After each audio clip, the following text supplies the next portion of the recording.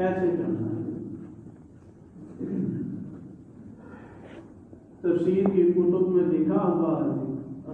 تفسیر الدر-المنصور جو ہے اس میں علامہ جلال الدین سیوطی رحمہ اللہ لکھتے ہیں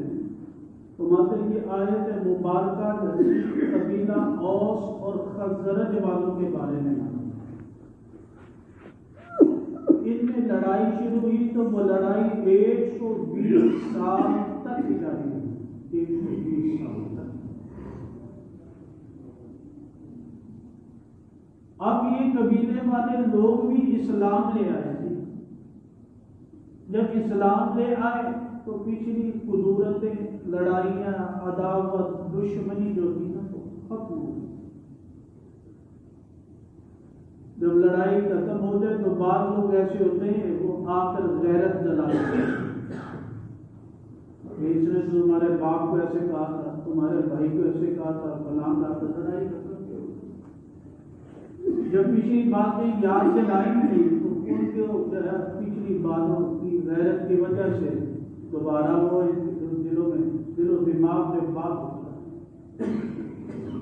اما عائشہ صدیقہ رضی اللہ تعالیٰ سے بھی ایک روایت مبارکہ وہ فرماتی ہیں یہ آیت مبارکہ قبیلہ اوس و خزرج والوں کے بارے میں تھا، تو ان کا مسئلہ کیا تھا یاد رکھیے۔ ان کا مسئلہ جو تھا وہ لڑائی جھگڑا تھا، جنگ و جدال تھی گئے، جنگ و جدال تھی گئے۔ آج ہمارے جو خاندانوں میں مسئلے ہیں، معاشرے میں مسائل ہیں، گھروں میں ہیں، وہ بیٹی کی شادی کر بیٹھا تو وہ بنس گیا، جس نے بیٹی کی بیٹے کی شادی کر لی وہ بنس گیا جی،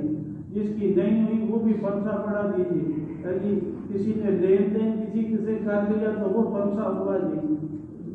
کوئی اور ایسا کاروبار کر لیا تو وہ بنس گیا جی، اور ایسا معاملہ۔ یہ جنگ و جدال جو لڑائی جھگڑے سے جو ہے قبیلہ اوس اور خزرج والوں کی جو 120 سال کی لڑائی تھی، اس 120 سال کی لڑائی کو دوبارہ پہلے اسلام لانے کی وجہ سے انہوں نے سب باتوں کو ختم کر کے آپس میں بھائی بھائی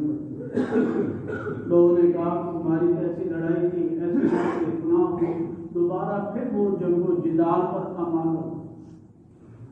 اللہ سبحانہ تعالیٰ نے اس موقع پر یہ آیت مبارکہ نازل کی، واعتصموا بحبل اللہ جميعا ولا تفرقوا، تم سب لوگ اللہ کی رسی کو تھام لو، تفرقوا، گروہ بندی نہ کرو، پھر قوانین گروہ بندی کیا ہے؟ پھر آپس میں لڑو گے، دو آدمی اس کے ساتھ ہو جائیں گے، دو اس کے ساتھ ہو جائیں گے، جنگ و جدال کے بارے میں وَاذْكُرُوا نِعْمَتَ اللَّهِ عَلَيْكُمْ، تم اللہ کی نعمت کو یاد کرو نا کہ تم اعداء، تم دشمن سے ہیں۔ دشمن کس بات پر تھے؟ دنیا کی لڑائیوں پر تھے۔ اِذْ كُنْتُمْ أَعْدَاءً فَأَلَّفَ بَيْنَ قُلُوبِكُمْ، اللہ نے تمہارے دلوں میں الفت ڈالی، دین محمدیہ صلی اللہ علیہ وسلم، فَأَصْبَحْتُمْ بِنِعْمَتِهِ إِخْوَانًا، تم آپس میں اللہ کی نعمت کے ساتھ بھائی بھائی بھائی۔ آج بھی ہمارے دلوں میں کوئی نرمی ہے نا جی، آپس میں بھی کسی کے ساتھ، ماں باپ کے بارے میں بھی ہے، استاد کے بارے میں بھی، شاگرد کے بارے میں بھی، آپس میں بھی، نمازیوں میں، یہ دین کی برکت سے ہے۔ کوئی بات ہو جاتی ہے کہتا نہیں بھائی مجھے غصہ آتا، بہت سے لوگ آتے ہیں جی ایک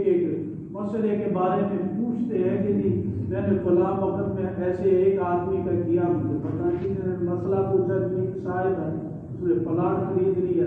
اب وہ وہاں سے ملک سے چلا گیا، کوئی دوسرا آدمی کہتا ہے اس کو بیچ دے دے،